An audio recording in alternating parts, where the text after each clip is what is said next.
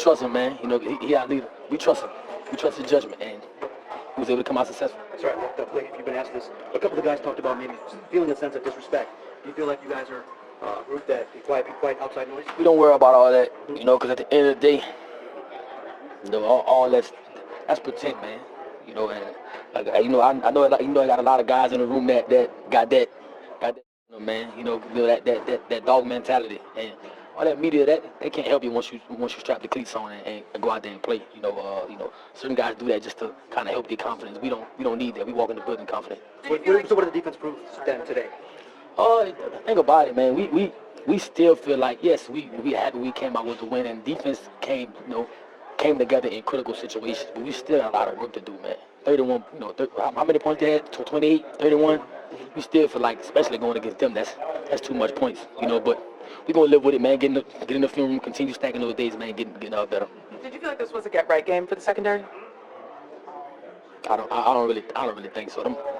Those guys didn't really do too much, man. You know, they got a couple, you know, they got a couple of lucky plays, you know, because of our mistakes that we'll fix, you know, just in case we see them again. You know, we definitely not gonna give them 28 points or 31 points or however many points they had. Did you guys blitz or plan to blitz more than you have? I can't really speak on the game plan, man. I can't really speak on the game plan. AG's gonna come up with a great game plan that we just gonna try to go out there and execute. As a defensive player, how do you feel about when your head coach does so many gambles on offense? Like I said before, man, we trust his judgment. We trust his judgment because like he's gonna run through a wall for us. We're gonna run through a wall for him. So if he go for it, you know, and if we don't get it, defense is gonna go out there and try to get the ball back. And if he get it, then we live with it. What is it like throwing Bates out there and knowing it's pretty much automatic? Man, when I saw JG slide and Bates and the ball was snapped, I probably was the first one in the tunnel. I already knew it was going there. See, you know, I told him beat the traffic, man. I already knew it was going there. Before the game, Terrion and Kirby got into it with their tight end. Did you hear this comments about wanting to get his hands on Kirby and talking like that? And did you see the video before the game? The two guys getting after it. That don't matter. That don't matter. What he do tonight? What he got a touchdown tonight? He got in the paint, but still went home with an L, man. That don't matter. I know it's on the other side of the ball, but just another veteran, but Tim Patrick, just to see him have a night. I had to talk with him last. It's crazy. I talked to him. I don't know if it was earlier today or yesterday, man, in the tugs, man. And, you know, he kind of envisioned it. You know, he's a savvy vet, man. He come to work every day. You know, he take care of his body. You know, his opportunity came tonight. He took advantage of it. But Tim Patrick is he made plays in this league, so we don't expect nothing less. You know, I was just happy for him. You know, I'm just happy that he part of this team. In a recent post-game interview, Lions defensive back Amik Robertson shared his thoughts on his team's gritty performance and the leadership that drove their success. With a mix of humility, confidence, and humor, Robertson reflected on the game, the team's defensive efforts, and the unwavering trust the players have in their coach. Here's a closer look at what he shared. Trust and leadership.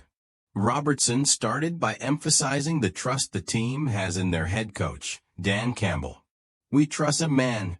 He's our leader and we trust his judgment," he said. This faith in Campbell's decision-making was evident in the team's ability to execute under pressure and secure a hard-fought win. When asked about Campbell's aggressive play calling, Robertson stood by his coach, saying, "He's willing to run through a wall for us. So we're going to do the same for him." This mutual respect highlights the deep bond within the team. Handling outside noise. Addressing the chatter around the team, Robertson dismissed it as irrelevant. "At the end of the day, all of that is pretend," he said, emphasizing that the team's confidence comes from within. Robertson pointed out that while some players use external criticism to fuel their performance, the Lions don't need that. "We walk into the building confident," he added, showing the team's internal focus and resilience. Defensive performance and areas for improvement. While the Lions' defense came through in critical moments, Robertson acknowledged there's room for growth. "We're happy we got the win, but we still have a lot of work to do," he admitted.